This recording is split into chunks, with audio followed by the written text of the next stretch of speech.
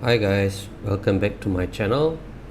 Today I'm going to show you how to power up the A320 on Microsoft Flight Simulator, and this is going to be a really short session, and I'm sitting cold and dark somewhere in Japan, and I'm going to show you how to power up the A320.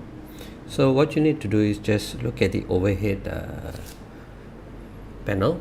You can do a Control 8 on your keyboard and it should bring you to your overhead panels.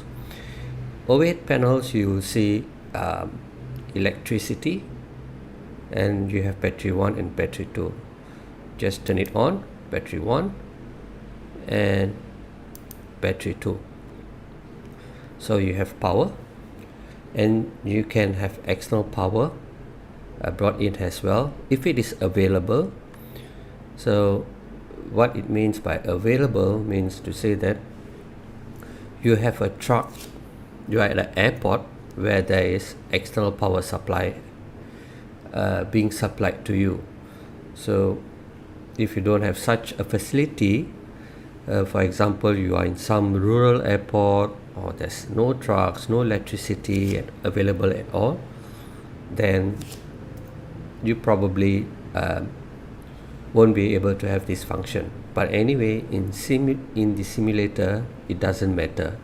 Even if you are in the middle of the forest, you still can click external power and you will have power kicked in. So what happens next is you need to have your APU turned on.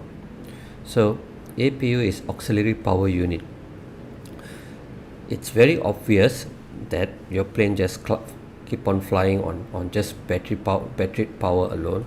So the APU would take over the battery once it has the APU will act as the battery when the plane is on flight, or whenever you need it, whenever you don't have any battery power supply. So APU it's a small motor at the back of the plane. I will show you shortly.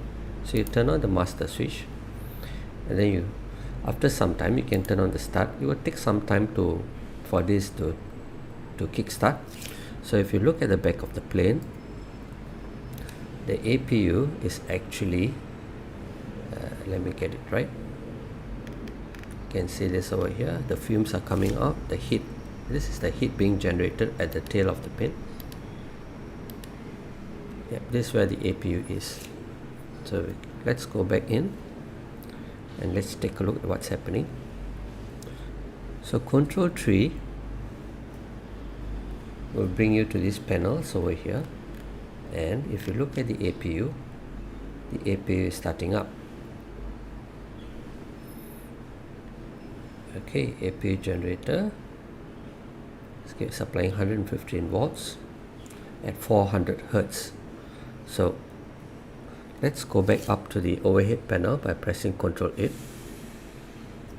So now you can see that the APU is available. So the next step usually that I will go on is to turn on the APU bleed.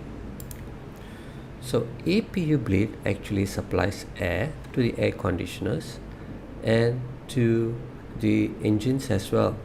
We need the APU bleed. It's like a pressurized air to start the engines later on. If you don't have the APU bleed turned on, you won't be able to get the engine started later.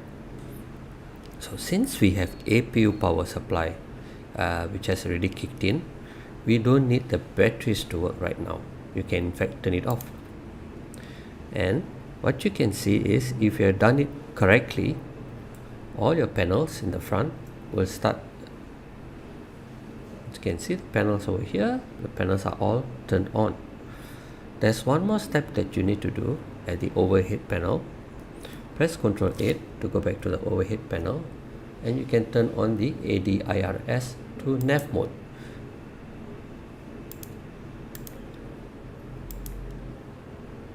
So this actually lets you know this is Air Data Initial Reference System. So it sets up all your GPS and your key reference system for your plane. and it will appear here. That's about all. So I hope my short lesson helps you in starting the plane. Anyway, for those who have listening to my video, I'm not a real pilot. I'm just a sim pilot who is also learning along the way. If you have any feedback or suggestions, please feel free to let me know, and hope to see you in my next session.